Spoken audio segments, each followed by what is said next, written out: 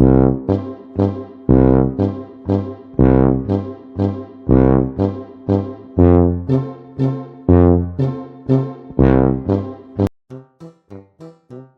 the foot of the jagged Cragglefang Mountain lived a village known for its perfectly tended gardens and cheerful villagers.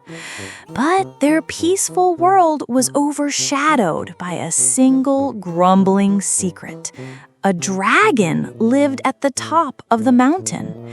His name was Ignis, and all the villagers knew him by his great smoky size and the occasional thundering rumble that shook their teacups. They believed he was a grumpy, fire-breathing beast, a monstrous guardian of the high peaks. In this village lived a young boy named Leo. Unlike the others, Leo was not afraid of the mountain or the dragon.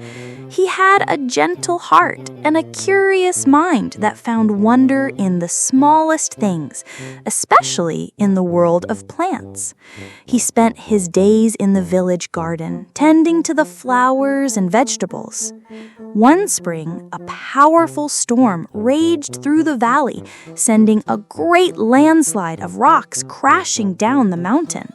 The village's main water pipe, which ran from a spring high up on Cragglefang, was shattered.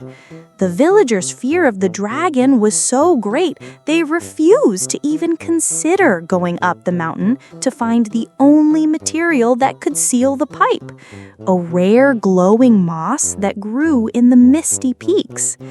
Leo, seeing his beloved garden and the village's crops beginning to wilt, knew he had to do something. He tied a sturdy rope to his mace, packed a small satchel, and began the long climb up Cragglefang. With every step, the grumbles of Ignis grew louder, and the air grew thick with the smell of smoke. Leo's heart pounded in his chest, but his love for his garden gave him the courage to continue. Finally, after what felt like an eternity, he reached the summit. He expected to find a dark, scorched lair, but what he found was something completely different. Hidden behind a veil of swirling mist was a vibrant, glowing oasis, a breathtaking garden filled with plants that pulsed with soft inner light. The grass shimmered like green starlight, the flowers were the color of forgotten rainbows, and the humming sound that filled the air came from the plants themselves. And in the center of it all was Ignis, the great dragon, but he wasn't roaring or breathing fire. His large, scaly body, which was the color of volcanic rock, was curled around a delicate silvery fern. With his enormous claws, he was carefully picking off a single wilted leaf. His expression was not of rage, but of deep, gentle concentration. Leo, astonished, finally spoke. "Mr. Ignis?"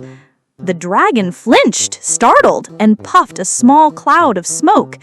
He turned to face Leo, his great golden eyes filled with surprise.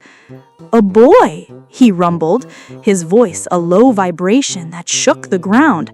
How did you find my garden?" Leo, though still nervous, felt a sudden sense of bravery. He explained about the village's broken pipe and his quest for the special moss.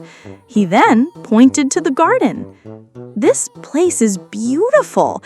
I didn't know you loved plants." A sad look crossed Ignis's face. "No one does," he sighed. "They only see my size, my scales, and the puffs of smoke I make when I sneeze. I keep this garden a secret because it's not very dragon-like. I was afraid they would laugh at me or be even more afraid of my gentle side." He looked at his own large claws with a hint of sadness. Leo's heart went out to the lonely dragon. "This is your true self. It's the most beautiful part of you. Touched by the boy's honesty, Ignis smiled. It was a strange sight to behold, a great dragon's lips curling into a soft grin. "The moss you seek is over there," he said, gesturing with a massive wing. "It's a fragile thing. I will help you harvest it." Together, the two of them, the giant gentle dragon and the small brave boy, carefully gathered the glowing moss, Ignis's large claws proving surprisingly delicate. He showed Leo exactly how to tend to the moss to keep it fresh and powerful enough to seal the pipe. Leo returned to his village, his satchel filled with the precious moss. The villagers greeted him with amazement, certain he had been eaten. He quickly set to work, and soon the village's water supply was restored. But Leo did not stop there. He gathered the villagers and told them about his journey. He described the magnificent glowing garden and the dragon who tended it with such care. He told them that Ignis was not a monster, but a misunderstood soul who hid his true passion for fear of being judged. From that day on, the villagers looked at Cragglefang Mountain differently.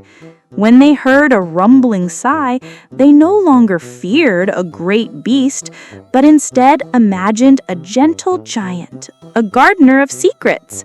They learned that the most important thing is to look beyond appearances and reputation, for everyone, no matter how they seem on the outside, has a hidden kindness and a beautiful heart.